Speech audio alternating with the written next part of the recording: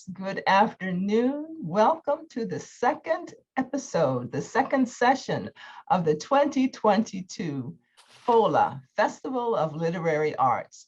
We're very happy to have you with us for this literary event, which is titled Health and Healing Through Poetry and Art.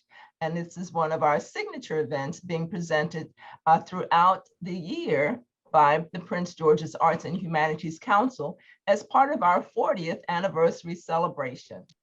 My name is Sister Joy. I'm the Poet Laureate of Prince George's County, Maryland. Welcome. Now, as Poet Laureate, I'm honored to present these FOLA events, Festival of Literary Arts, as the Office of the Poet Laureate leads efforts to bring poetry and other literary and cultural programs to, and activities to the fore here in Prince George's County. As I said, this year, as we celebrate our 40th anniversary, you'll be seeing many of our signature events, programs, and activities, including, for instance, the publication of the first ever Prince George's Arts and Humanities Council poetry anthology, which will be titled Poets That Dance with Words.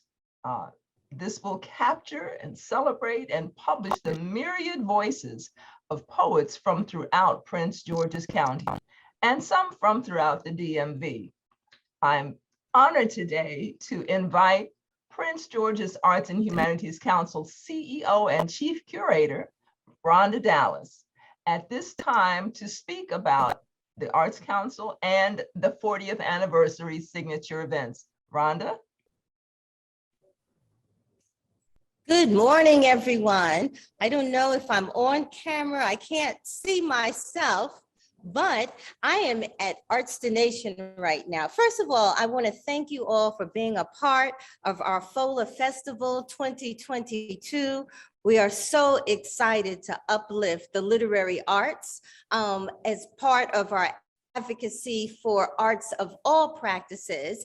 And I also want to publicly thank our Poet Laureate, Sister Joy, who has done a phenomenal job in her tenure as the first Poet Laureate for the county, and all that she has done to uplift the literary arts as well. I'm going to take you, that's why I was hoping that I could be seen, so I can do a little virtual tour of where I am. Let me know if you can you see? Let's see, can we take down the screen share, please? Please get, there you go. So Rhonda, we can see you now. Wonderful. So this is Artstination, and I just want to take a slow preview for those of you who have not been in our space at 162 Waterfront Street. Here we highlight local artists of all practice, and tonight we're having an artist reception that starts at 8 p.m. If you are in the area or would like something wonderful to do this evening, please stop by. This is where we also have poetry readings and author signings and workshops. We just launched a partnership with Prince George's County Public Memorial Library System, and we have a pop-up book space, which is called the Pebble. And I'm going to take you there. This is in our workshop room. And as you can see, we have a collection of books, all books for all ages around the arts. And so it's about with Prince George's County. So I'm not going to take up any more time. We are busy getting ready for this evening, but I will be tuning into the FOLA Festival as I'm here. And once again, for all the poets that are part of today's event, we thank you, we appreciate you, and we are here to continue to advocate for the literary arts in Prince George's County and beyond. Thank you. Well, thank you, Rhonda. How exciting that you were able to share visually that beautiful space, Artstination. And just in case somebody didn't catch the address for the reception at 8 p.m. tonight, it is 162 Waterfront Street, Oxon Hill, National Harbor, Maryland, 20745. Come on down. I'm telling you, that's the place to be tonight. And an artist reception like none other. Thank you, Rhonda. Thank you very much. Now, today's conversation will be, as I stated earlier, titled Health and Healing Through Poetry and Art. And it's brought to you by the Prince George's Arts and Humanities Council in partnership with and collaboration with the Prince George's Memorial Library System, the Maryland National Capital Park and Planning Commission, and the Nora Roberts Foundation. You'll hear about today's panelists shortly, but before we get into that, I want you to know that today, this is our second FOLA event in a 3-day series. So we hope you'll enjoy today's session and will decide to join us again tomorrow for our closing session, which is titled Books for Black Youth, Ensuring a Bright Future. And that will be with Dr. Tony Medina of Howard University, and Clyde McIlvaine, former director and CEO of the Hurston Wright Foundation, as well as Carolyn Brewer, award-winning children's book author and literacy activist, as well as the 2022 Youth Poet Laureate of Prince George's County, Maryland, whose name is Imani West. So, as you can see, we have lots of good things happening. Now, the Office of the Poet Laureate, which functions through the Prince George's Arts and Humanities Council, wishes to express our deepest appreciation for this opportunity to present programs of this caliber and content for the poets and the residents of Prince George's County. And now that we're operating in a virtual mode, we're pleased to present this to poets and poetry lovers everywhere. Now, I'd like to begin by thanking you for joining us. Please tell us in the Zoom chat where you're joining us from. So just your first name, please, and the city and state. And if by chance there's anyone joining us from overseas, then please include your country as well. For those also, please do remember to use the chat to post questions and comments for our speakers. We want this conversation to be interactive. So we promise that we will check the chat periodically and share your questions with the panelists. Okay, so today's event will be a 90-minute interactive forum on poetry and art as mediums for addressing loss, grief, pain, and/or trauma. Although I'll direct specific questions to individual panelists, today's forum really will be an open conversation between all panelists, poets, health facilitators, and counselors on ways to engage members of communities in crisis, especially youth, teens, and young adults, on the merits of poetry and creative expression to address the physical and psychological trauma-related issues, as I stated, on grief, loss, depression, fear, and anger. Now, panelists will discuss resources available through their respective organizations, and they will also share poems. So as a result of coping and acknowledging the above referenced issues, panelists are also encouraged to post helpful resource links in the chat. So if just as we're asking our viewers and our guests to post in the chat, I'm also asking our panelists to post in the chat any links that you know would be helpful to our guest. Panelists may also direct questions and writing prompts and other positive coping techniques to you, the audience, to engage you more fully in the conversation and to ensure a more individualized interactive experience. So today we'll function pretty much in a round robin discussion. Let's begin with Katrina Emerson. Let me tell you a little bit about Katrina Emerson. She's a licensed counselor and director of Youth Services Bureau of District Heights, Maryland. Here's some information. Let's see. She began her career with YSB, Youth Service Bureau, in 2012 as an intern.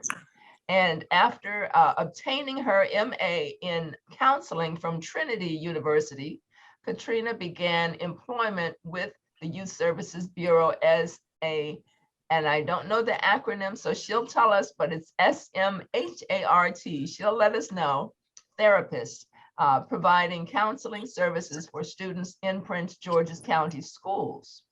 Now, Katrina is a licensed clinical professional counselor, providing individual, group, and family counseling services in District Heights for children, youth, and their family members aged 2 to 19. Additionally, Katrina writes grants for the Youth Services Bureau and the Youth Development Foundation, and served as a race director for the District Heights Youth Development Foundation's first My Soul Knows, which is a 5K run walk and virtual 5K run walk. Ms. Emerson, as one who truly works in the trenches, providing hands-on, well, help to the community there in District Heights, tell us about the Youth Services Bureau and what services are available, maybe, a snapshot of a typical situation that you may be called upon to assist with and how that plays out. Would you please? With the District Heights Family and Youth Services Bureau, we provide individual, group, and family counseling services for children, youth, and their families, primarily for children ages 2 to 19. Recently, we started a pilot program serving adults based on the needs that we're seeing in the community. We're seeing a lot of parents coming in for services as well. So our goal is, if we service the child, we service the family.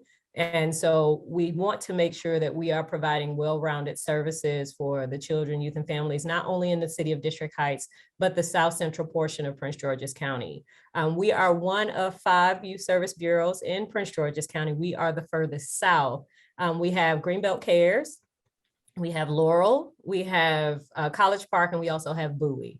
But we service all the way from probably Hyattsville all the way down to Fort Washington.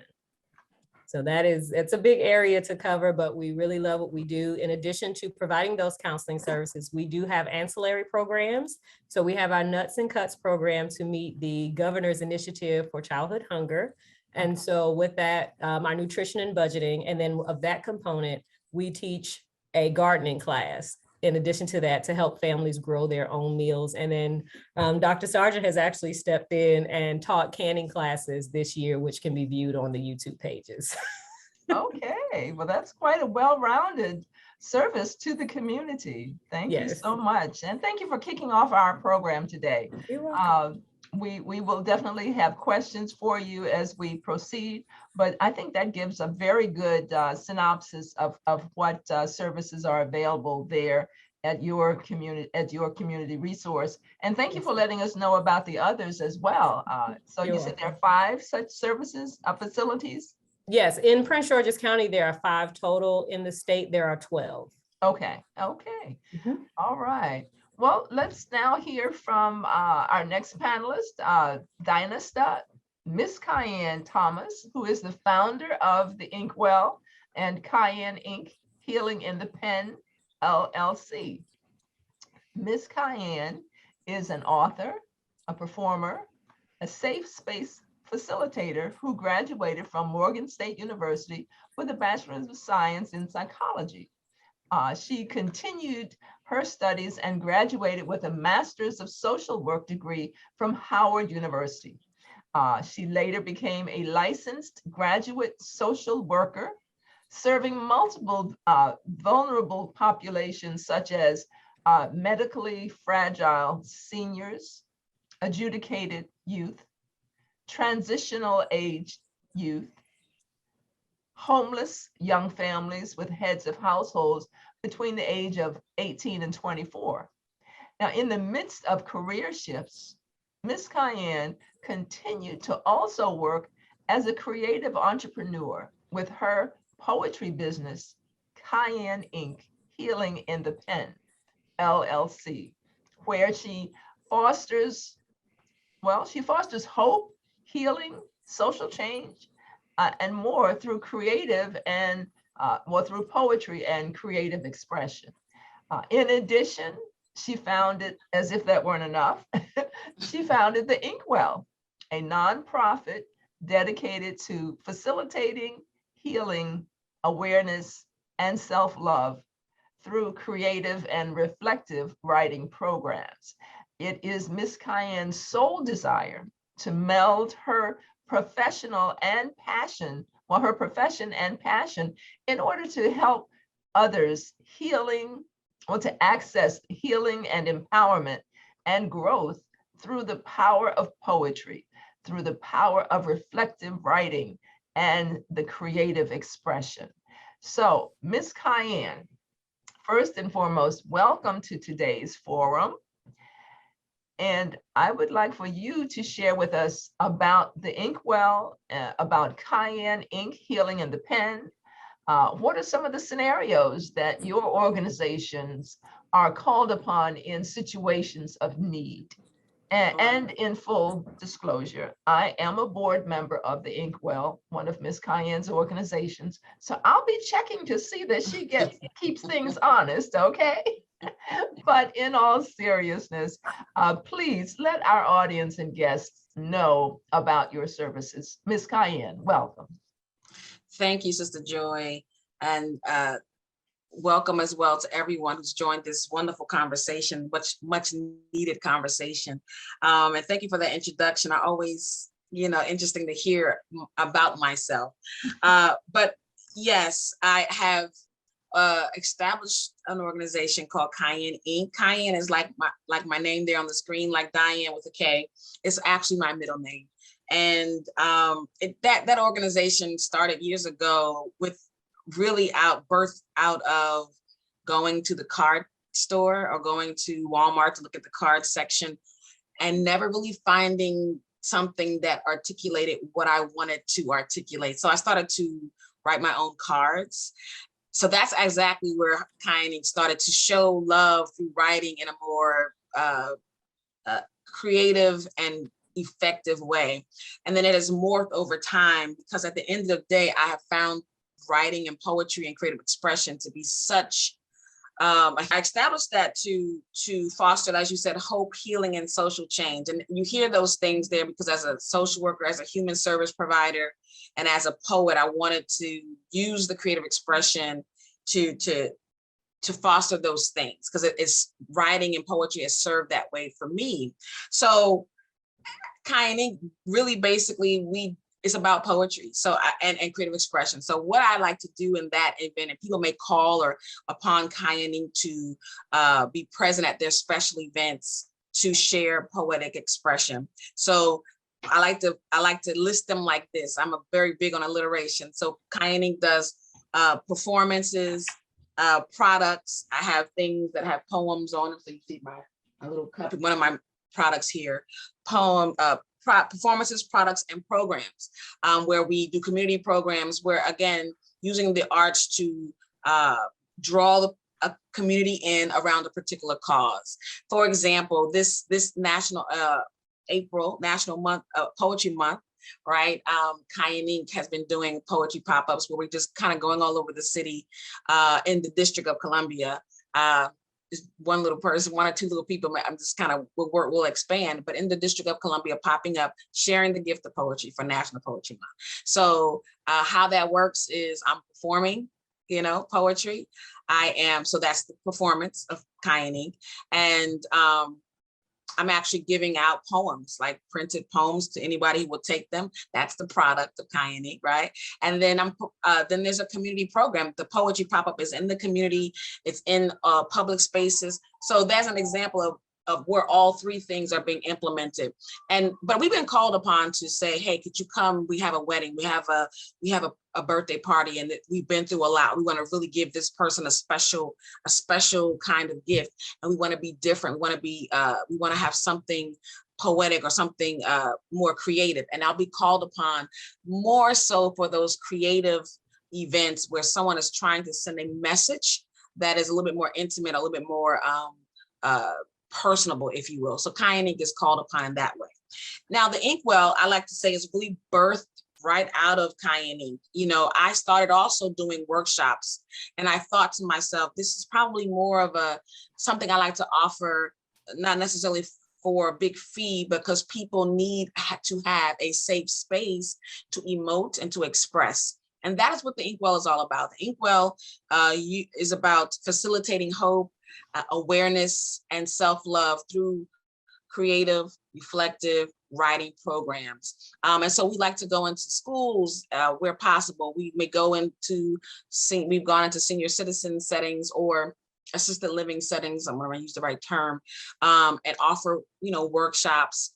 We've done virtual workshops around loss, around trying to reframe new beginnings in your life, even kind of processing the pandemic. So we provide spaces where people can process challenging things, and also where people can return to a place of self-love. So we do a lot of self-affirming workshops and writing exercises. And we've been called upon to provide activities, family and youth-friendly activities to introduce groups to writing, to poetry. We've been invited to assist people with expressing themselves. So I've worked one-on-one as well as in groups of people. So I get great enjoyment out of sharing with others this thing called writing and creative expression in a way that people can use it to heal or to find joy or self-love or even personal awareness, because that's what it's done for me. So yeah, that's a little synopsis of those things. Okay. Well, thank you so very much. I'm going to ask if our Zoom technician can, at this point, transition our view to see some of the images, the art images that children have created in response to the opportunity to address those emotional situations, whether they be loss or fear or pain, or simply self-identity. Keisha or Candace, are we able to, at this point, show, here we are. Okay, so these are some of the images, and we're going to rotate them about 30 seconds each so that we can get through each of them. But these are sixth grade students who created self-images based on the instruction to simply convey how you're feeling during this time of pandemic. And this was a series, the class, oh my goodness, I don't recall the name of the school, but it was an elementary school that these students had the opportunity of self-expression. Now, this is a young person who was actually at one of the Inkwell programs at Suitland, Creative Suitland, and he was guided in creating an acrostic poem about himself. And as you see, the positive expression is wonderful to see about the words smart, awesome, marvelous, unique, extraordinary, love green. When our children are given the opportunity to shine, they absolutely will step up and do just that.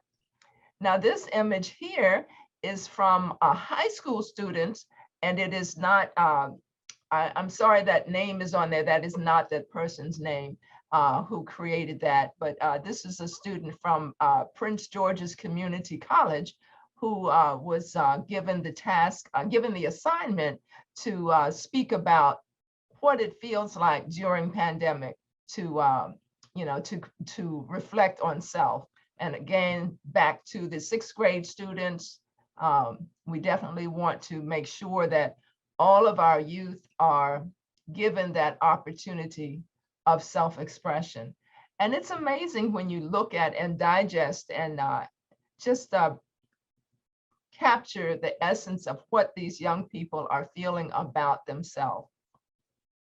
So perhaps we can go to the next one now.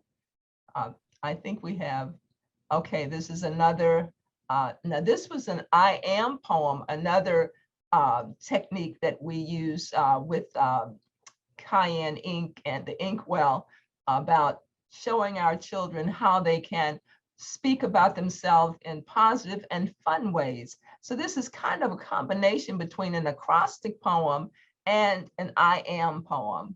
So the positive messages and self-reflect, wonderful, fun creativity. And that's something that is very important for children to have that opportunity. And again, another sixth grader reflecting on self when discussing the pandemic. Very convoluted feelings, very complicated feelings, and yet there is some balance that is there. So these sixth graders, I think, did a wonderful job in just expressing at a time when we're all going through so much. Again, another sixth grader doing the same. So these are wonderful images that, frankly, I dare say, I don't know if I would be able to be quite as creative as these young people were, but it's beautiful to see. And also very introspective when you look at what they're really saying. And of course, we can only surmise based on our conversation today. I dare say if the students were here, they would give us quite a full explanation of what every color, every line, every component of their art represents. And that's what we want, to give them the voice to speak about self. Okay, I think that may be the last one. Okay, thank you so much. And we can remove the screen share now. Thank you very much for the opportunity to, yes, there we go. Okay, so we want to remove the screen share, please.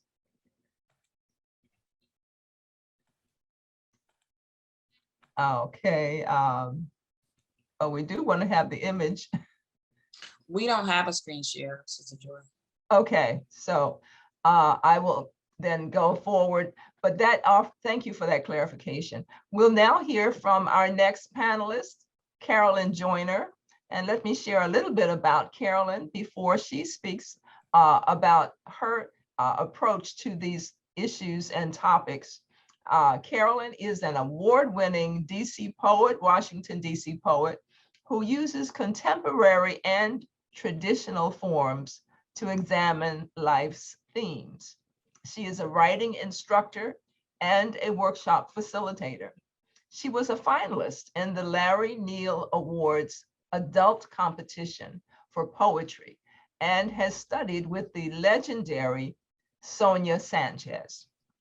Carolyn's work has been featured in various literary magazines and anthologies, among them Revise the Psalm, work celebrating the writing of Gwendolyn Brooks, Pleads, Obsidian, Gathering Ground, Beyond the Frontier, Art Leisure, and I'm not sure if I'm saying this right at all, but Carolyn, you can correct me when I when you speak in a moment, but also okay. Beltway Quarterly. What is that word? Art Leisure?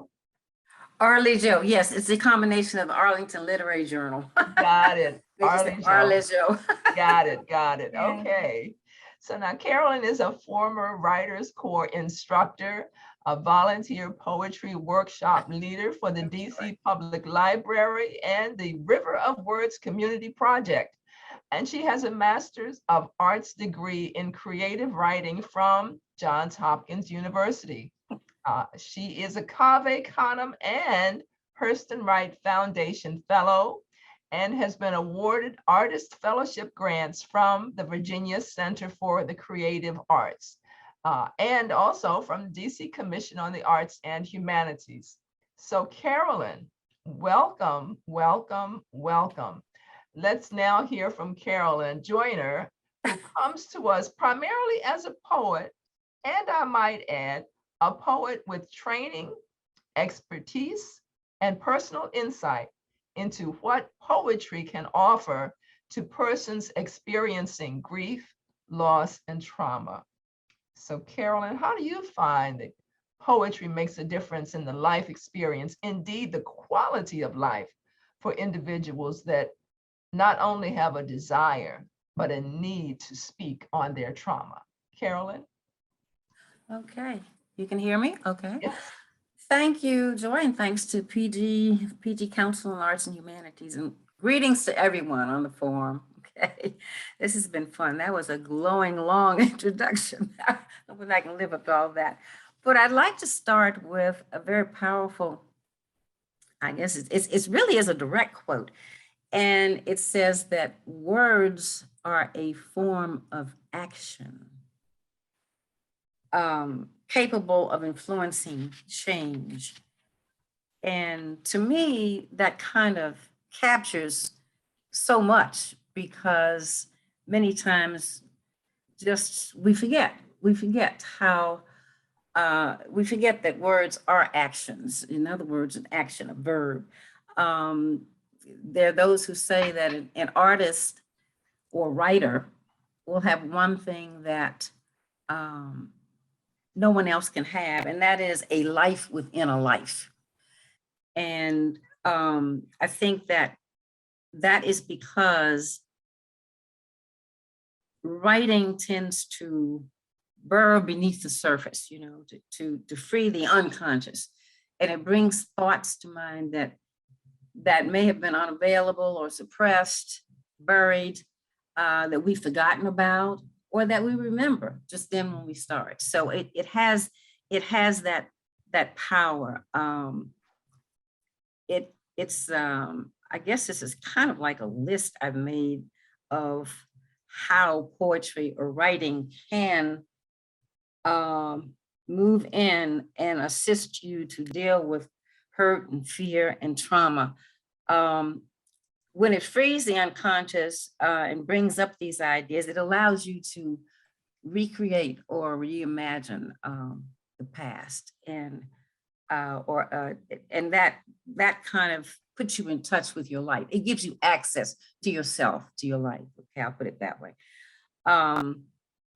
One of the things, W.H. Auden, who is really a legendary poet, said, okay, writers write what they know, but they don't know what they know until they write about it.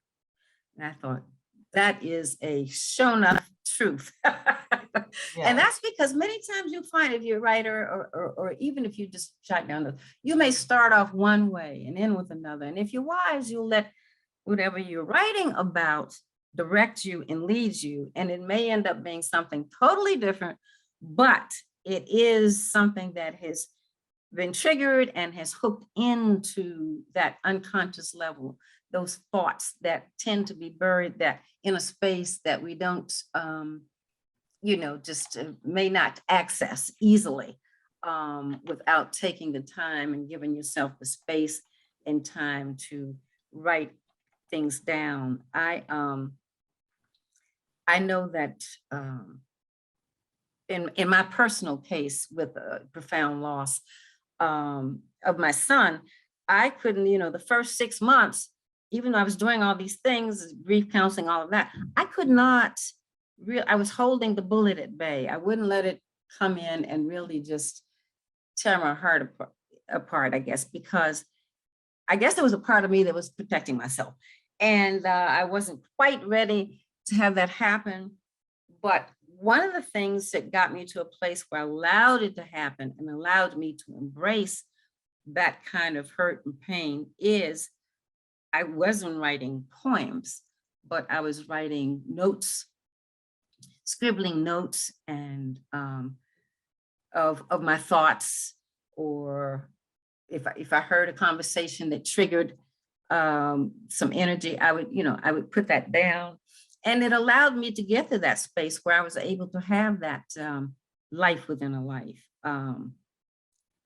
And I just, I think that, everybody cannot be a famous poet, but every literate person has a capability to to write a good poem, actually. I mean, if you have that interest, and when I say good, I mean to serve the purpose of accessing or conveying underlying thoughts. You know, when you touch those places that normally you wouldn't. It gives you that life within a life. And as I say, when you do this, you're able to, it allows you to recreate or reimagine, you know, the past. And that gives access to your life that you normally would not have. I think when you come face to face with fear and hurt and pain, talking it out, writing it down, those thoughts really pays off. It pays off big time in terms of moving you forward and allowing you to embrace whatever that experience has been. But remember that, you know, experiences, it's not what happens to you, it's what you do with what happens to you that really counts. I know that we're familiar with this light at the end of the tunnel. Well, I believe that coming out the other side, I believe that poetry can take you to the other side of grief. It really can get you there, or trauma, and it can help you imagine what and who you will be. That's basically what I think. Simply put, writing and poetry can make your heart sing. I'll put it that way. I'll put it very simply. And as I say, I was not able to really write poems after the trauma I experienced, and some others may feel the same way, but I was taking notes. And then finally the poems came.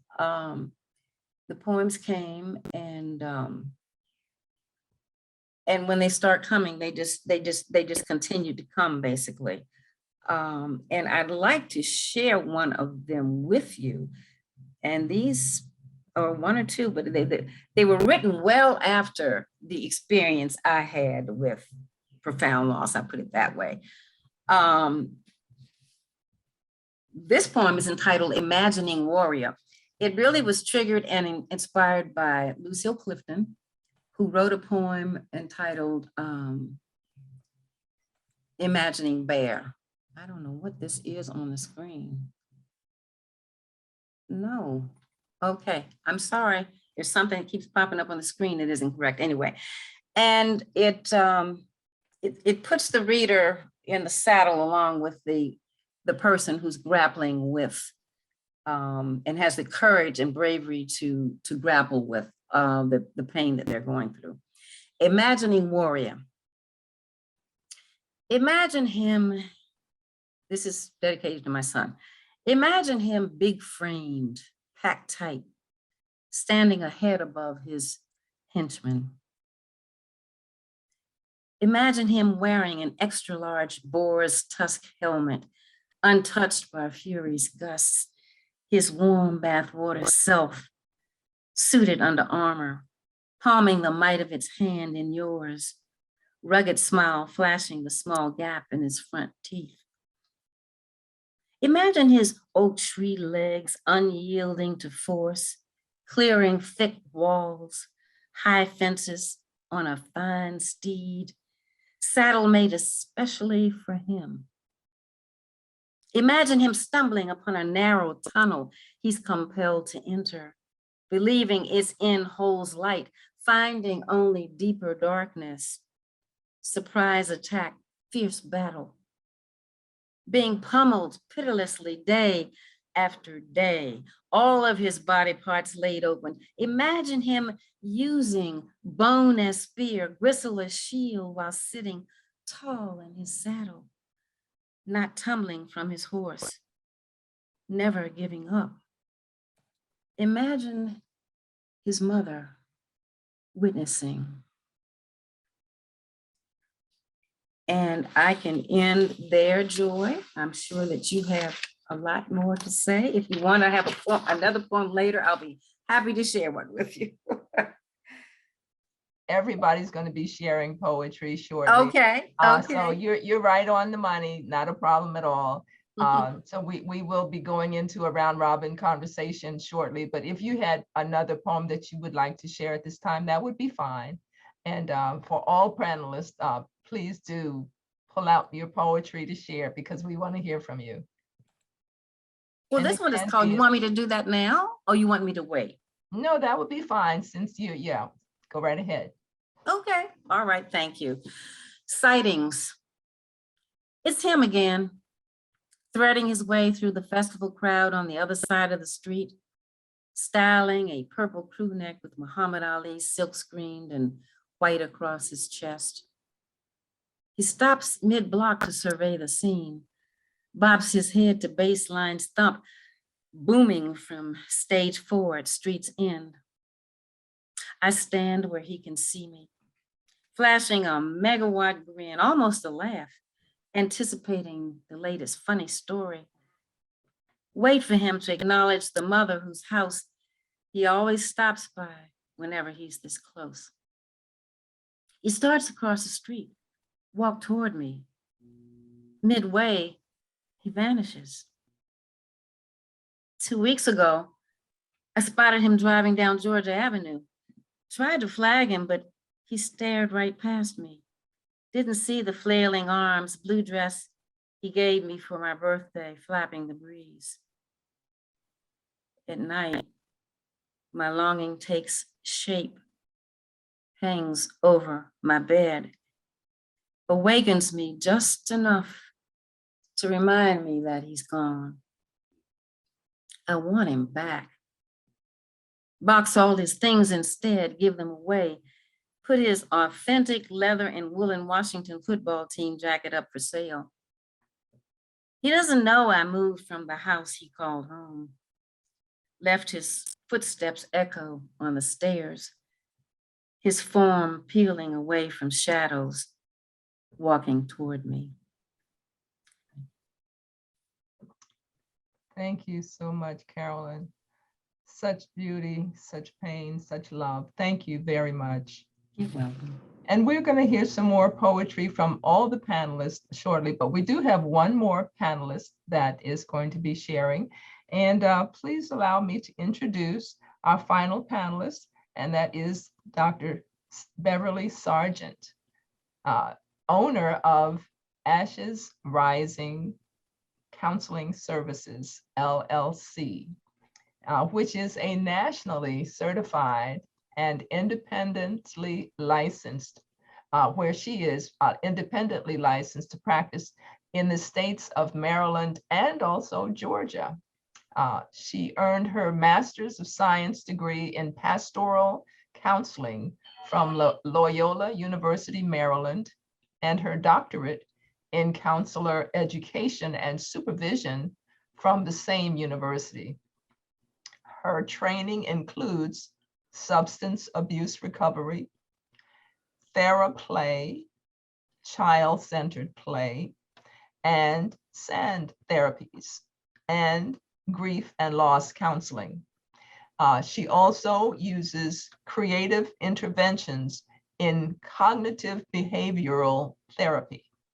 She has published 2 books, When My Daddy Died, February 2007, and also When My Mommy Died, July 2012. She is currently working on her 3rd children's book. Dr. Sargent is also a licensed minister and certified community chaplain. Well, Dr. Sargent, as one who is thoroughly immersed in these various arenas of need as brought about by loss, trauma, death, share with our audience some of the resources that professionals such as yourself may offer. If you would talk to us about what approaches you feel are sometimes overlooked, let's say by well-meaning family members and friends who want to help when they see a need, but don't really know what to do, what to say when their friend or loved one is in need. Welcome, Dr. Sargent. Good afternoon, Sister Joy, and good afternoon to everyone who is a part of the panel and also all of the guests. Thank you so much for that introduction. I also want to thank you for inviting me to be a part of this wonderful occasion, wonderful event. April happens to also be the Counseling Awareness Month. So, thank you again for giving me the opportunity to do something or do more to support our career field. In full disclosure, I want to say that I used to work for the District Heights Family and Youth Services Bureau. So I'm so proud to see Ms. Emerson on the panel as well. You asked first about resources. So resources that we provide or that I provide in my private practice are, they come in many different forms. First, I do try, and we do this, we started this in District Heights. We send toy bags to all of the children who have been enrolled for therapeutic services. And I will also send some things to teenagers, young adults, and to parents. It depends upon, what brings them to therapy in the first place.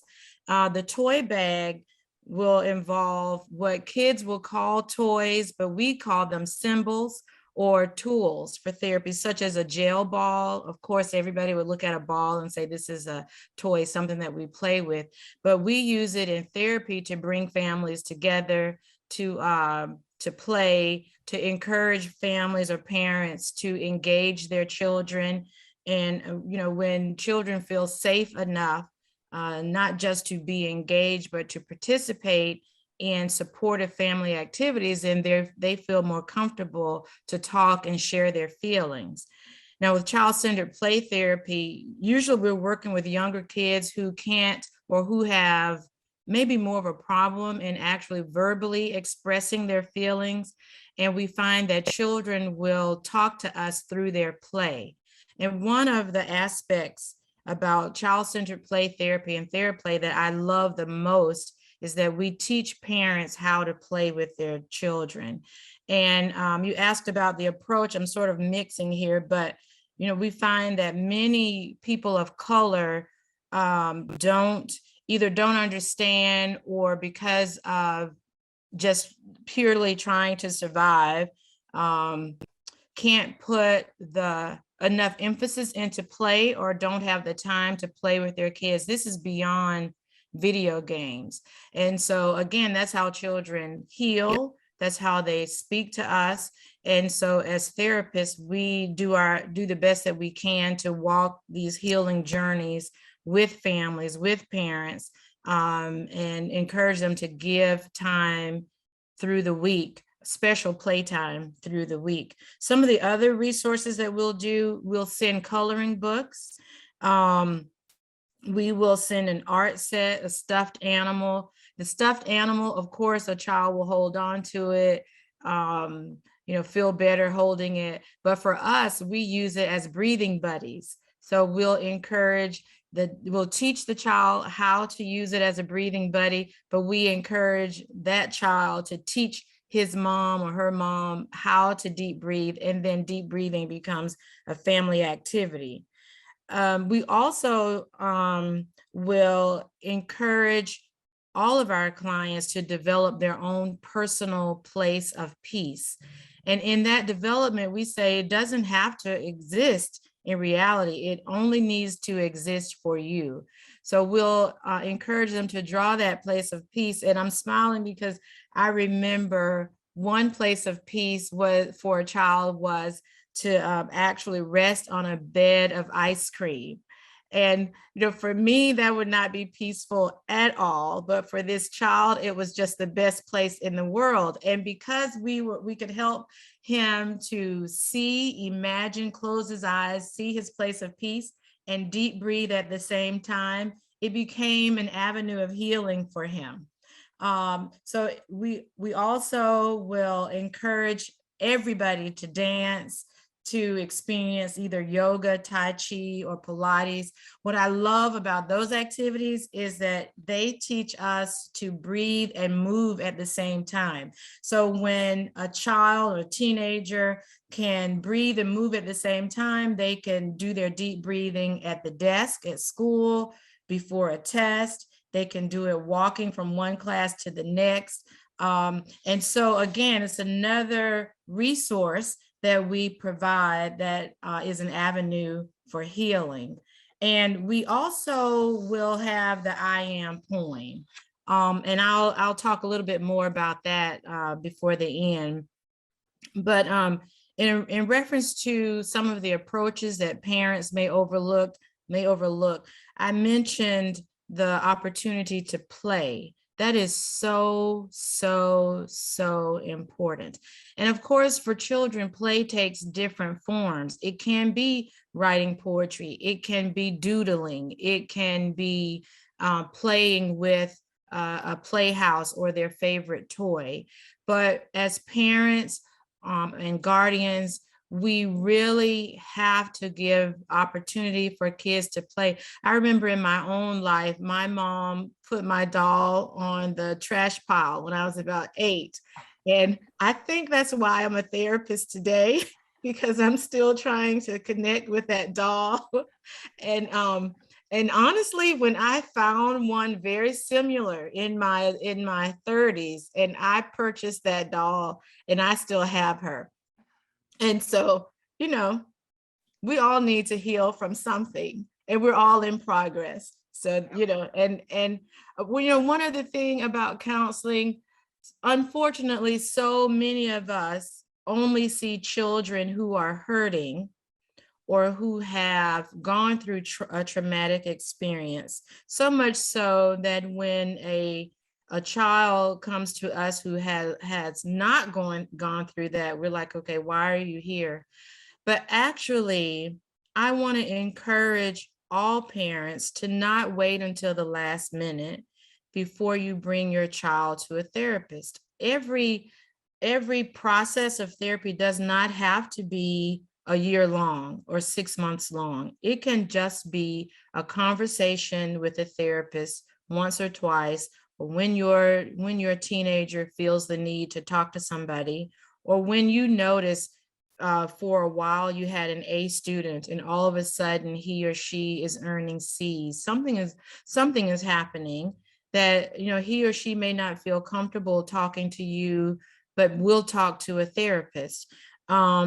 Also, I mentioned that I mentioned play, I mentioned coming to therapy before there's a problem. One other aspect or approach that I think would be helpful is for parents and guardians to spend more time honoring your child's feelings. Feelings bring about healing.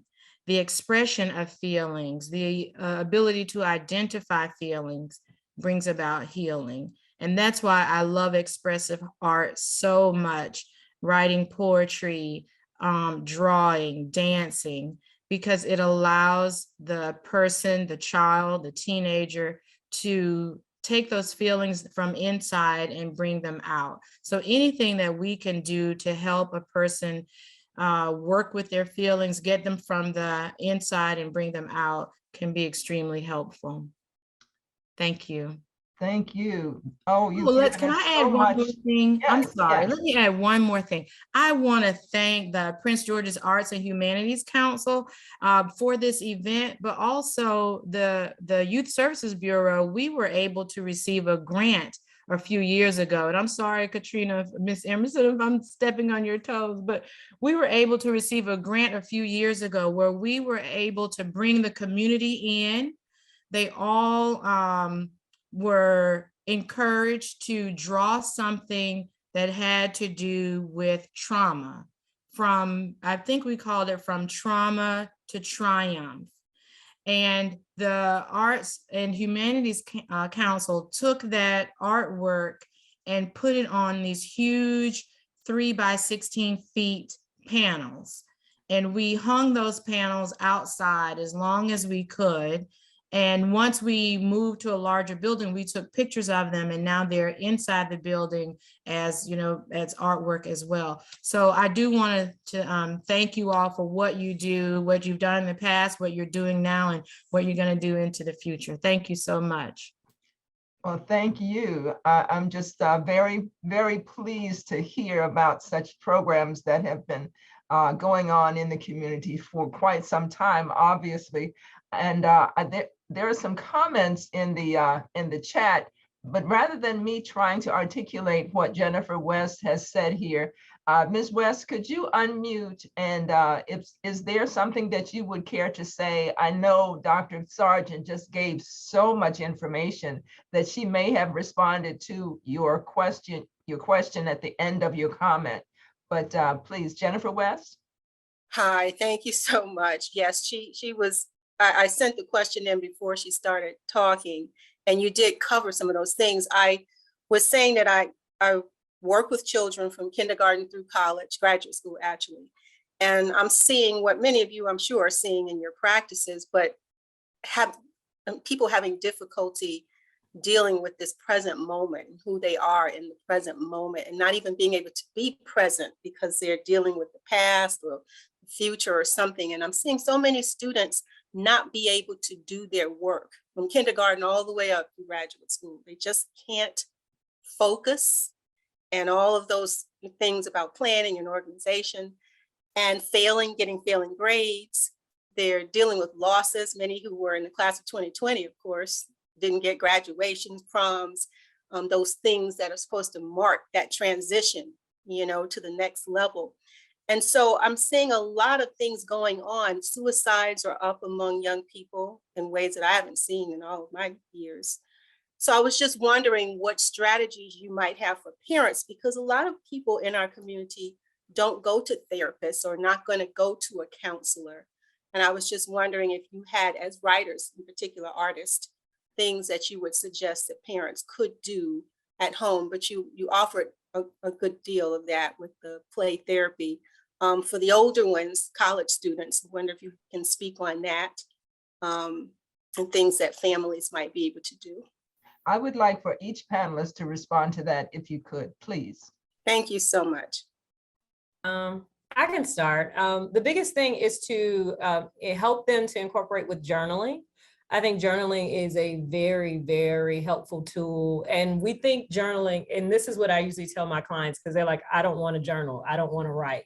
And so journaling is an expression of what they're thinking, they're feeling, especially with our younger clients. We do give them prompts, and we also give them the journals that have the emojis on them, because that's how they pretty much express themselves. But I tell them, if you just want to scribble, that's something that you can do. You know what's there. You don't have to turn it in to anyone. It's not an assignment. I myself, I tell them I am not a journaler, but it does help. It's a way for you to brain dump and get things off of yourself and give yourself an opportunity to breathe. In addition to what Dr. Sargent was saying about the deep breathing, is incorporating in that as a practice, not only when you are in crisis, but just journaling and writing things down as a way to express yourself. And also getting parents to understand that the journal is something that should not be read. If they see it laying around, I know the urge is there, but these are their personal thoughts and their feelings, and they need to have a safe space to be able to express that. It may not be appropriate what they may be saying in terms of what their parents may see, but allowing them to have that safety, that sanctity to express thoughts, feelings, questions, concerns, aha, epiphany moments, without there being any fear that someone's going to read it or that somebody's going to punish them because of what they have written. And so it's giving them space. And I think that's the hardest thing, because we want to jump in and harp on it and say, well, let's fix this. And sometimes things cannot be fixed. They just have to exist. And we have to be okay with that. Could I have a question, and that Yes. is, I hear the discussion about deep breathing. Yes. And clearly, deep breathing has a clarifying effect physiologically. But what is the truest benefit of the deep breathing? Why is that so important? With the, if you want, I know Dr. Sarge is about to say, because she is an advocate for deep breathing. I'll step in and just say really quickly with deep breathing, what the YSB has done is we've worked in biofeedback. And so it's a training to help the body reset the autonomic nervous system. So what biofeedback allows you to do is to do what we call breath training. And a person normally breathes when they're at rest 12 to 14 breaths per minute, but you have the opportunity to get all the way down to 6 breaths per minute, which actually slows down your response time. And it allows the body to reset. So when we feel that we're above our threshold for taking in information, it gives us the opportunity to reset, and it trains us that we don't have to focus on every thought that comes through. We can just focus on the breathing. And once we have a baseline for what's comfortable for us, we know how to train ourselves to get back down to when we're not feeling our best, when things are overwhelming. I can focus on my breathing and reset myself to get to that calmer position. Thank you. Wait a minute. Can you hear me? Okay. Yes. I am so glad you asked. I have done so much research on deep breathing. There is not one illness or concern that I've come across that deep breathing cannot help. Even people, research has been done on people with high blood pressure, diabetes, kidney disease, and pain in their limbs, and deep breathing has been effective in helping with those illnesses.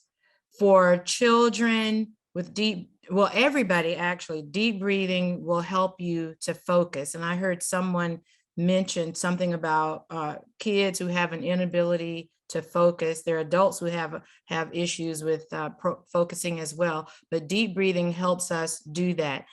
The military did some research on post-traumatic stress disorder and found that actually on the exhale, the brain chemistry changes. So even a novice deep breather can feel results immediately, but it's a matter of learning how to do it, because what we do throughout the day is surface breathing. Deep breathing, when you inhale, the belly should expand.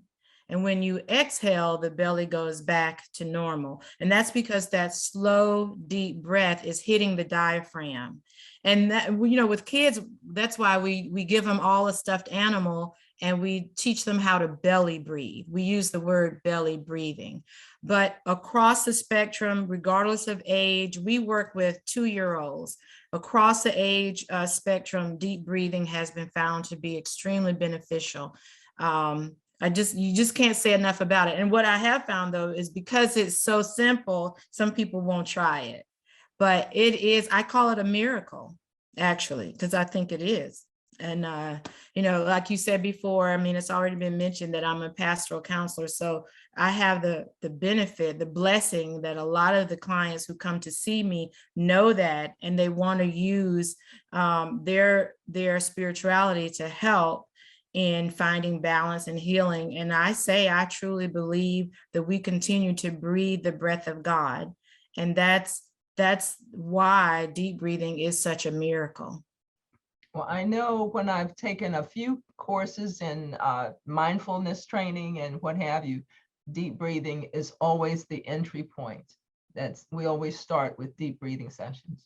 So, okay, so we now have had presentations by everyone. And what I would like to do now is to switch to a more conversational flow, but I want each panelist to share poetry. Carolyn already started us off with some poetry, but Miss Cayenne, could you offer maybe 2 poems? And our counselors, do you have either your poetry or poetry that you know is appropriate for today that you would be able to share? And while Miss Cayenne is sharing her 2, maybe you can be selecting what you want to offer.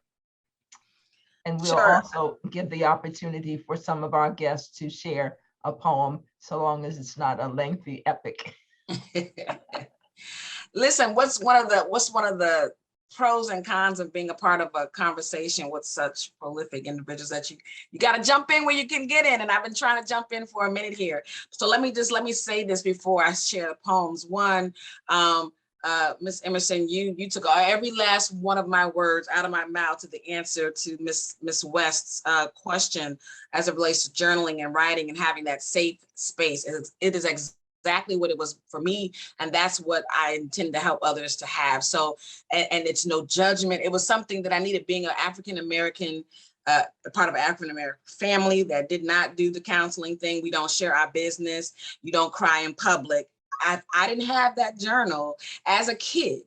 You know, I was definitely headed in a different direction. And that's a whole story that I can share another time, but you took every word out of my mouth. So I concur to that question, as well as, even if it's not journaling, but the concept of providing a safe space in general for parents, FYI, although, and I share this sometimes with other parents, is that, you know, our kids are trying to emote, or they're trying to communicate how they're feeling. When feeling expression is hard for adults, let alone children sometimes. So as parents or as adults, we have a tendency to snap back and, you know, say things. I remember being told, "What you angry for?" So I didn't feel comfortable with the feeling of anger for years, because I wasn't permitted to be angry. So parents, I also would say, give your children space, safe spaces to feel with you, right? With you. So they're expressing, to accept that.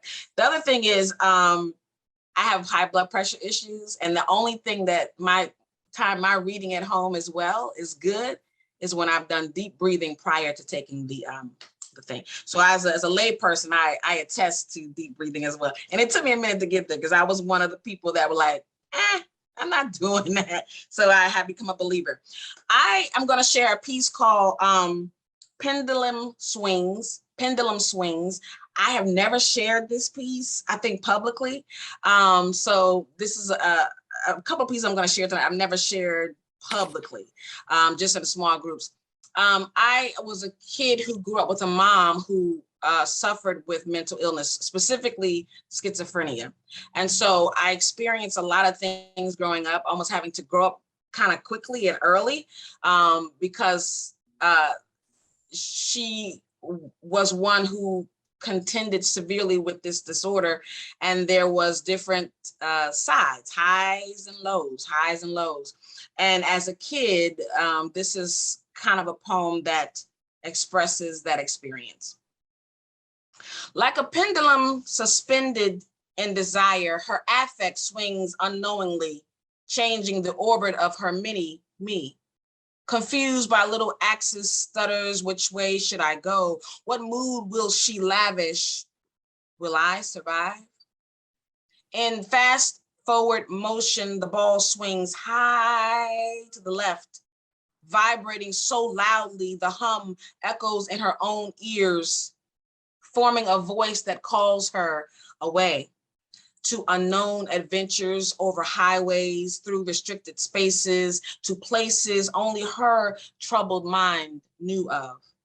These pendulum swings high to the left, vibrate so loud, driving her away, away from me, from herself, who is me, driving her away from me. Pendulum swings high to the right, but in slow rewind mode. Her bare feet go from a trot to a drag and a plunk.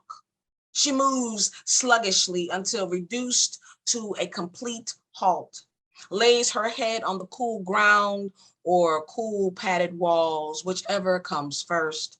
The only thing that matters is that she has returned to me. In slow rewind mode, the ball swings high to the right with the frequency so quiet, a corpse is more alive. A sunken and sad bed serves as a living coffin. Depression has no objection, and I am ironically alone in the company of us. Pendulum swings to the right, leave her buried barely alive under tear-soiled sheets, rainstorms of despair, and a child longing for her mother, or any pendulum swing that would play. That's that piece. Now I'm going to read this piece. It's very new. Somebody mentioned, I think Ms. West was talking about it feels like there's an increase in either suicidal ideations among our young people or even attempts and completions. And I was talking to a colleague, and I was saying to them, children, little children, kindergartners, preschoolers are aware of this thing of suicide or depression or dark places. And I remember thinking, I don't think I even understood what that was at that age, but there's a shift seemingly in the spaces where our young people, even as younger and younger, needing spaces where they can emote and express, and that they need to be addressed. So here's a piece that I wrote because I was feeling some kind of way, and I wanted to, in my own way, my own lane, try to encourage and draw out individuals that may find themselves in a dark place. To the person whose heart is slipping face down in an ocean of mud, whose eyes no longer conjure movies of themselves leaping over the finish line, but rather leaping to their finished line, outline on the sidewalk below. To the young person whose boo-boos won't go away with mommy's kisses, no matter how many times she kisses, the blood keeps dripping from wrists and inner thighs. To the person whose imagination machine is broken, whose ability to see life without pain ever again is choking, coughing up their future while swallowing their will to live. To the person whose rainbows have become colorless, whose pot of gold is diminished to a pot of coal. To the person whose peripheral vision is shot and who can no longer see hope coming up on them. To the person whose laugh was stolen in broad daylight. To the person whose self-reported price tag is zero. To the invisible person standing center stage with spotlight bright and eyes glued on you, I beg your attention. I have something to tell you. Please listen closely and lean in. You were never an accident. You were always created with purpose in mind. The intense intention behind your creation still brings tears to the eyes of God. Despite what they told you and what you told yourself, God has a plan for you, and no tragedy, no trauma, no travesty can defeat the victory that is you. You are worth more than the numbers can count. You matter more than all the stars in the galaxy. You are special, not because you have a gift or because of your last name or because of who you know or even the number of zeros in your account, but because you were custom made, divinely crafted, uniquely engineered, one of a kind. You are a designer's original. Thank you.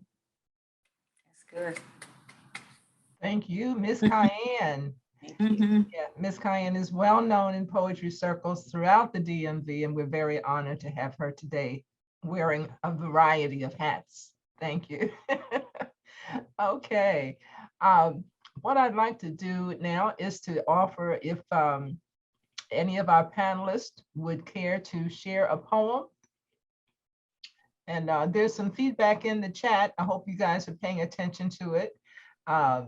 Bernardo, you've indicated that you might wish to do a poem.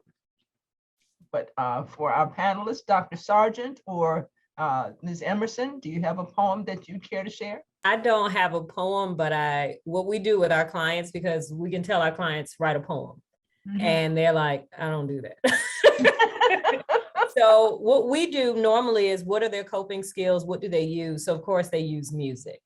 And so I am definitely going to pull out something that's probably very well known to everyone, but the lyrics very much speak to trauma situations that people experience. As no one is exempt, and how children and youth relate to music. And, they say it speaks to me. So if I'm not able to verbalize, then this is my song. So I have 2 songs. that I pull from. One is from my generation. So of course, I'll just read it. I'm not singing it. I'm just going to read the verses because once I start the verses, everybody will know who I'm talking about. So I'll start with the first one. It's of course My Life by Mary J. Blige. So it says, life can be only what you make it. When you're feeling down, you should never fake it. Say what's on your mind, and you will find in time that all the negative energy, it would all decrease. And you'll be at peace with yourself. You won't really need no one else except for the man above, because he will give you love. And as we go into the second verse, it says, take your time. Don't you rush a thing. Don't you know, I know we are all struggling. I know it's hard, but we will get by. And if you don't believe in me, just believe in he. Because he will give you peace of mind, and you'll see the sunshine, and you'll get to free your mind, and things will turn out fine. Oh, I know that things will turn out fine. Yes, they would. Yes, they would. And the chorus is, of course, if you looked at my life and see what I see, and if you looked at my life and see what I see. And so that resonates with a lot of our clients. I mean, because like I said, I see that Bernardo says that music, it speaks to all of us. And sometimes we just have those songs that say, this is my experience right now. And so I use that, and at any age, you know, most children relate to that. The other one is a poem I would happen to find, and it's more so dealing with grief and loss. And this one is called In Lieu of Flowers by Shauna LeMay. And it says, although I love flowers very much, I won't see them when I'm gone. So in lieu of flowers, buy a book of poetry written by someone still alive. Sit outside with a cup of tea, a glass of wine, and read it out loud, by yourself or to someone, or silently. Spend some time with a single flower, a rose maybe. Smell it, touch the petals, really look at it. Drink a nice bottle of wine with someone you love, or champagne. And think of what John Maynard Keynes said, my only regret in life is that I did not drink more champagne. Or what Dom Perignon said when he first tasted the stuff. Come quickly, I'm tasting stars. Take out a paint set and lay down some colors. Watch birds. Common sparrows are fine, pigeons too. Geese are nice, robins. In lieu of flowers, walk in the trees and watch the light fall into it. Eat an apple, a really nice big one. I hope it's crisp. Have a long soak in the bathtub with candles, maybe some rose petals.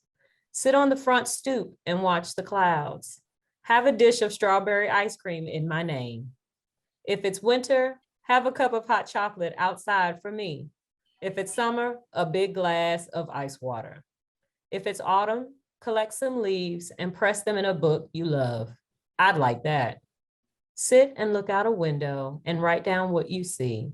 Write some other things down. In lieu of flowers, I would wish for you to flower. I would wish for you to blossom, to open, to be beautiful. Wow, beautiful. Thank you. You're welcome. Okay, Dr. Sargent, did you have anything that you care to share? I do. I wanted to share the I Am poem. And so what I like about the I Am poem is it's a self-esteem builder, but as a therapist, we can also use it as an assessment. If you do it at the very beginning of therapy, and then you do it near the end or the middle and the end, you can see progression in your client. But it's interesting, I did it for myself last night, first time. And I've been using this probably 15 years, but I've never done it myself. Oh. And then I did it. And I'm like, I'm not reading this, but I was going to read somebody else's I Am poem. Someone I don't even know, never heard of, but you all have inspired me. So I decided I'll be a little vulnerable and transparent, and I'll read mine. So it says, I am, and it's a directed poem, meaning that for the child or for the client, it's a fill in the blank. So it's I am, I wonder, I hear, I see, I want, I am. I pretend, I feel, I touch, I worry, I cry, I am. I understand, I say, I dream, I try, I hope, I am. So I'm going to share mine. I am strong, beautiful, and creative. I wonder about maintaining the goals I've attained. I hear myself, the words I speak. I see you. I want more. I am strong, beautiful, creative. I pretend to be. I feel loved. I touch the world, I hope. I worry about my dad and my son. I cry, not enough. I am strong, beautiful, creative. I understand a world of hurt. I say that I try to help. I dream a dream filled with hope and peace. I try to understand. I try to always put my best foot forward. I hope always. I am strong, beautiful, creative. And that's it. And I got through it without crying. I know Katrina's very surprised by that. If I can interject, that was beautiful, Dr. Sargent. I did a workshop at Creative Soothing just recently, and I did that activity. But how I do it is I hide the front ender. I wonder, I see. So they just answer questions, and then we take off the front, and they're surprised. People that don't think they write poems, write poems. So, and a young lady did one. She never had written anything like that before. So it's so reflective and so deep. So you did an excellent job, and it was a beautiful poem. Thank you. Yeah. Thank you. It really was.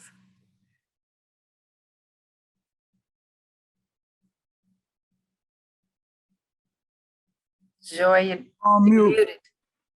I apologize. I want to thank you for taking that step of faith and using the template that I have used for years with many of the teens that we have in our camps, with Maryland National Capital Park and Planning Commission, with Ebenezer AME Church, and other organizations that we work with teens in particular. But as you said, it's something that all ages can craft a meaningful, introspective piece that if you allow yourself to really have a moment, it's amazing what will surface. So thank you for sharing that. And I'm going to put my email address in the Zoom chat for anybody that would like the template, that this is a tool that can be used for anyone, any group, any individuals, that the I Am poem template. So I'm going to, most of you know my email address, but I'm just going to do the office one for now, pgahc.org.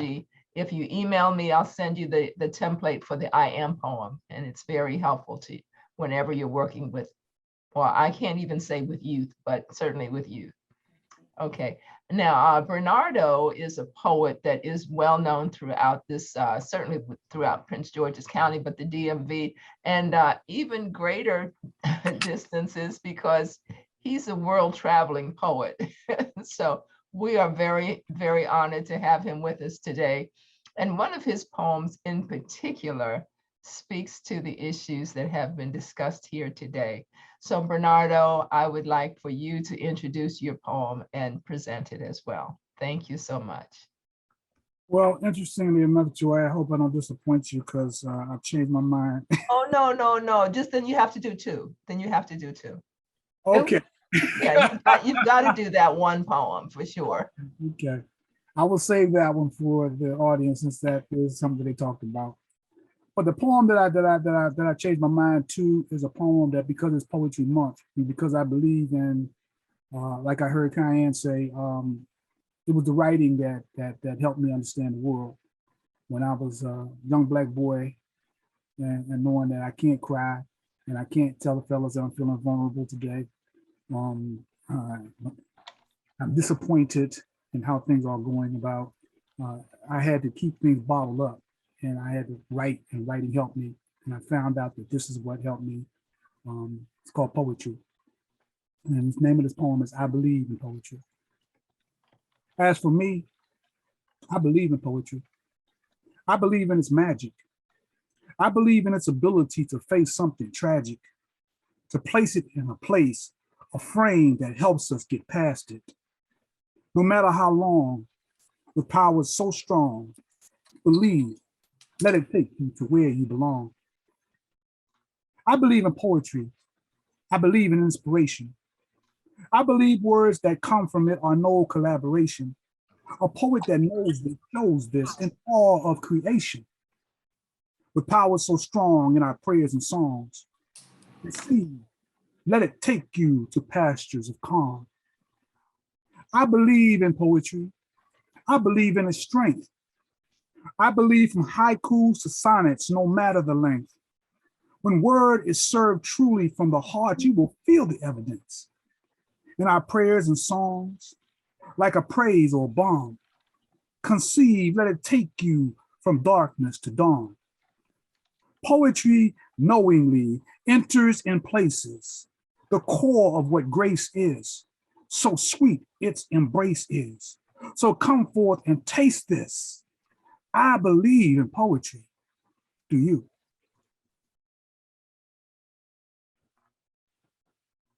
The poem that we talked about is a poem I had a chance to do a couple of weeks ago, and I think it helped a lot of people in the room, you know. And it's for all of us because it's interesting that right now we're in a time of COVID, and the number one thing about COVID is it stops you from breathing, you know. So that's counterculture to living life itself. So the idea of this poem is to simply live life. Just breathe.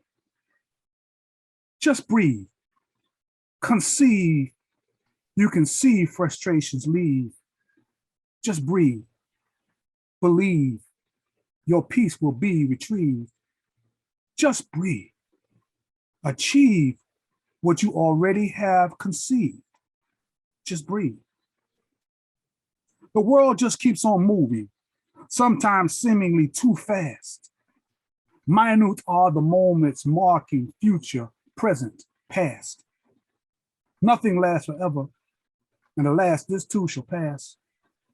There are instances of distances of things within our grasp. We weep, we laugh, we moan, we groan, we scream, we whisper, gasp. We smile while struggling wonderfully behind our changing mask. Day by day, we make our way through promises and tasks. So if you feel the need to cleanse, then draw yourself a bath and breathe. Conceive, you can see frustrations leave. Just breathe. Believe that your peace will be retrieved. Just breathe. Achieve what you already have conceived. Just breathe. The world and all its movement sometimes seems so real slow. Like there's been no change in situations that we know. I've heard which does not end us is what will make us grow. There is wisdom in between the holding on and letting go. Through courage and acceptance, with peace we may connect. No one knows their final hour, how much time that they have left. Each day is a blessing. You should strive to do your best. And if you should feel depleted in the challenges and stress, just breathe. Conceive. You can see frustrations leave. Just breathe. Believe your peace will be retrieved. Just breathe. Achieve what you already have conceived. Just belly out. Breathe.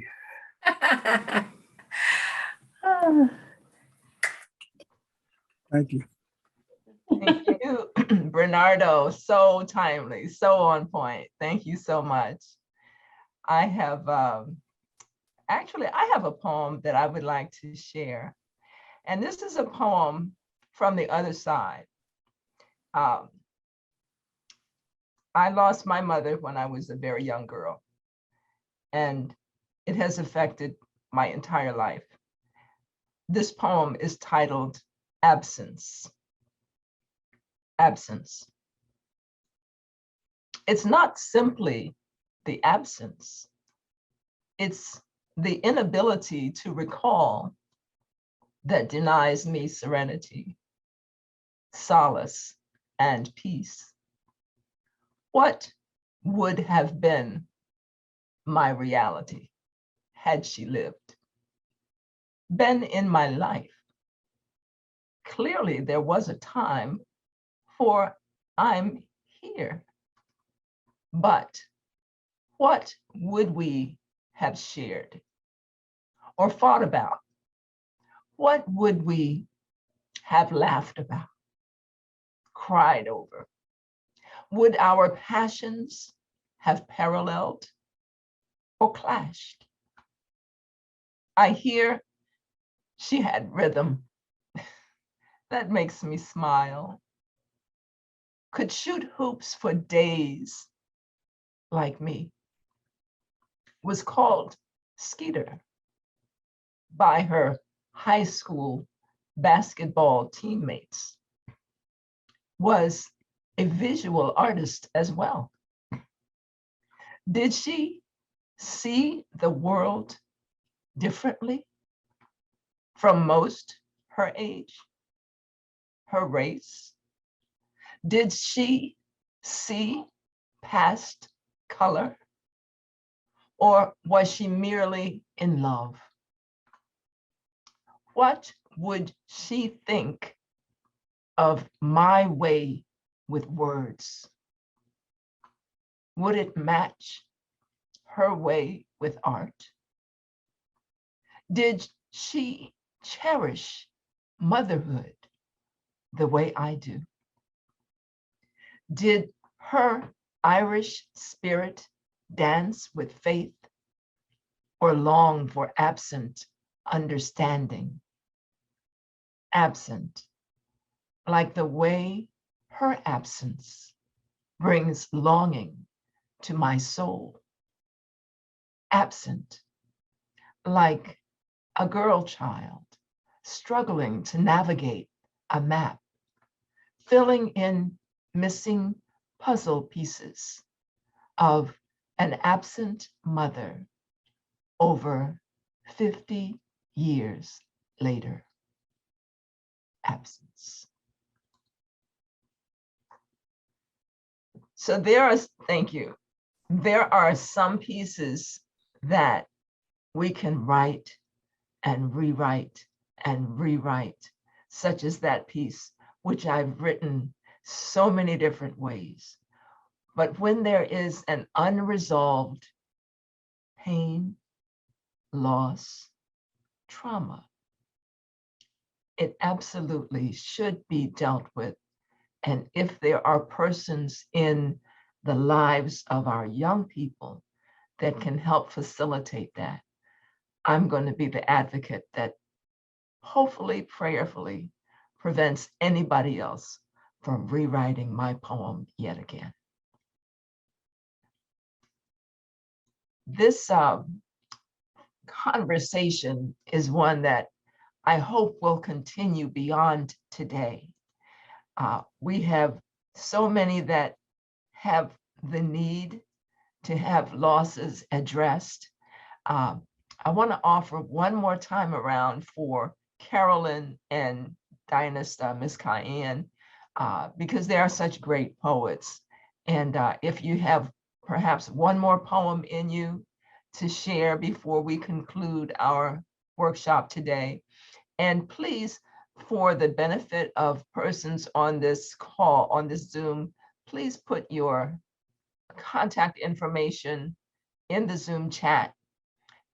If there are books that you have authored, and this also includes our Dr. Sargent and Ms. Emerson, if there are books that you would recommend, please put them in the chat.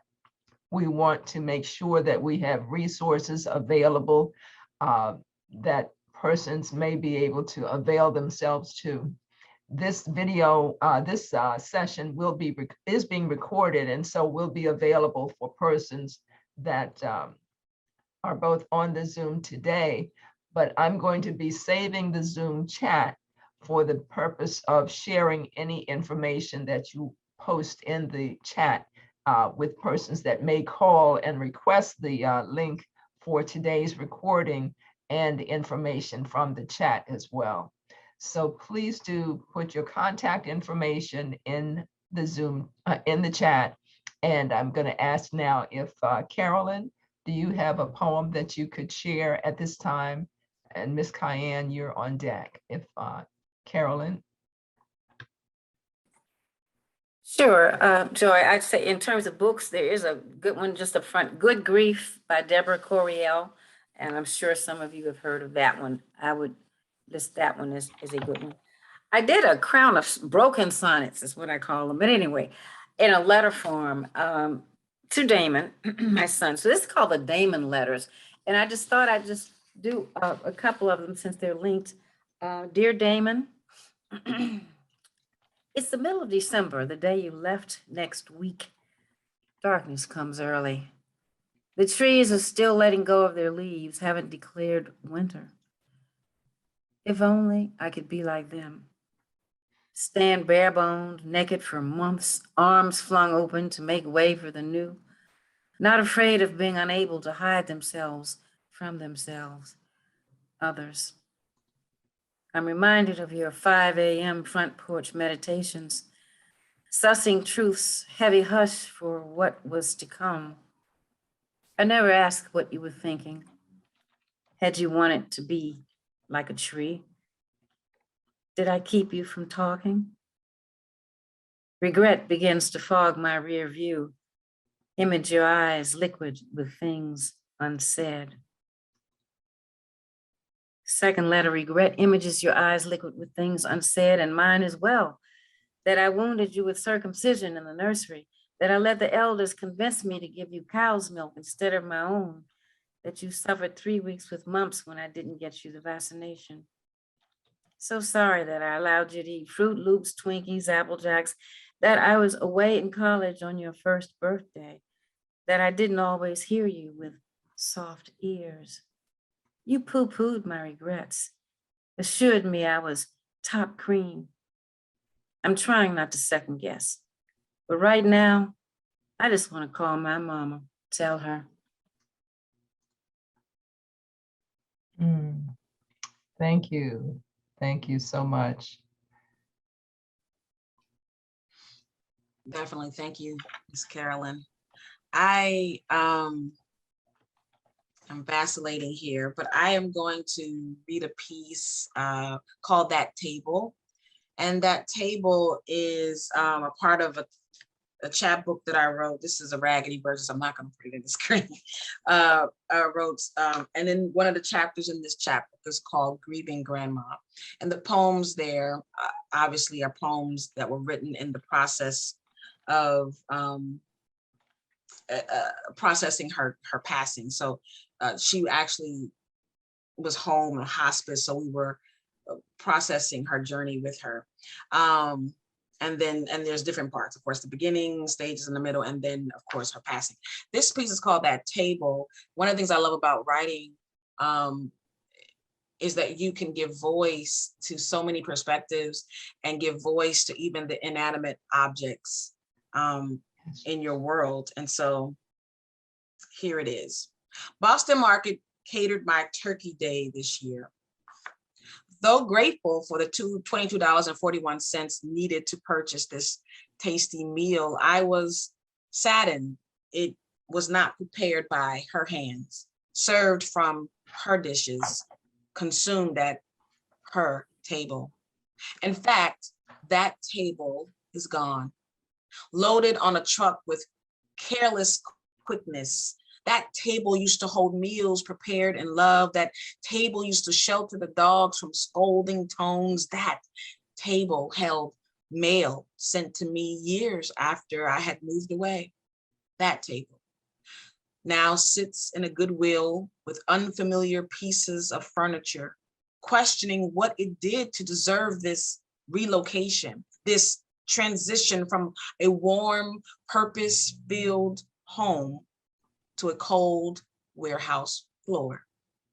That table hid my dangling feet during long prayers for traveling mercies before driving back to college. That table served as a church and office where sermons were prepared and community prayer meetings were held.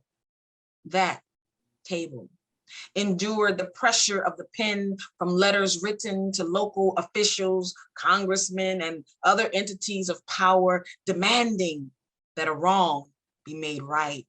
That table covered with cloth and plastic, upheld hundreds of candles during countless birthday celebrations. That table hosted a family's last supper before its matriarch pushed away from it for the last time. That table absorbed the fragrance of her spirit early that Sunday morning when it left her body, floating from her bedroom to the cumulus clouds of heaven. That table, though nameless, held everything in its DNA: resilience, tenacity, dedication, second chances, faith, and agape. That table held me up when my balance was challenged. That table never changed despite life's duplicity. So in whatever bleak warehouse corner that table now stands, the effulgent truth is that life was well lived. That table. Thank you. That is such a beautiful love poem. Oh my gosh. Thank you. I love it more every time I hear it. And it just speaks volumes to have had such a relationship with your grandmother. Thank you for sharing. I think that was the perfect final touch for today's seminar, today's workshop, today's conversation, as it were. And I definitely want to thank each of you for being with us, offering your gifts, your shared thoughts, your moments of intimacy, because this was a very personal conversation. And I hope everyone feels that what you gave is what you wanted to give, and that if there is any desire for follow-up conversation, please reach out to one another, because I think I made a point to allow contact information to be viewed within the panel group. So I hope this is a lasting relationship that we have fostered for today's presentation. It is one that I thoroughly enjoyed. I do want to thank all four of you and our guests who attended. Please be sure to, well, I'm going to do it now. I'm saving the chat so that I have everything that has been posted in the Zoom chat. And please also join us for tomorrow's final FOLA Festival celebration of National Poetry Month, when we have Books for Black Youth, Ensuring a Bright Future. And the registration, if you've not already registered for all three events, the registration is still open for that one. But we want to make sure that if you're interested, we allow you to join. If anybody has any questions before we conclude, no? Okay, I see Rhonda is still viewing. I think she may have been running this live at Arts the Nation. So there have been folks being able to listen in and view our presentation down at the National Harbor. So that's a bonus for today's session. Thank you, Rhonda, for keeping us even beyond our virtual page today. Well, again, for those that are viewing this, I'm Sister Joy, Prince George's County Poet Laureate, and this is our final session for today. We look forward to having all of you join us again tomorrow. And for those that have the inclination, remember, pick up that pen and keep writing. Thank you so much. All right. Thank you, everybody. Thank you. Okay.